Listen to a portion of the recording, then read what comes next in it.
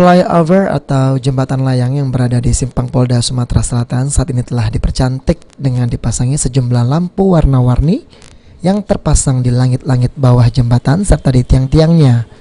Berdasarkan pantauan PAL TV di lokasi tersebut, lampu mulai menyala ketika di malam hari dengan warna yang silih berganti setiap detiknya, mulai warna merah, hijau, biru, kuning, dan warna lainnya.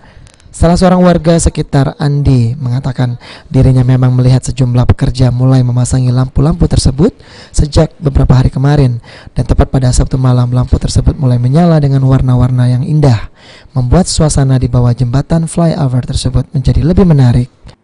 Baru hari ini lah lampu-lampu di bawah flyover dipasang. Pasang ya. Terus coba tanggapan dengan lampu ini? Tengok jadi bagus, menarik.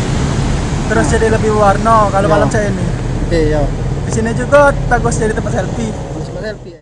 Heru Wahyudi, PAL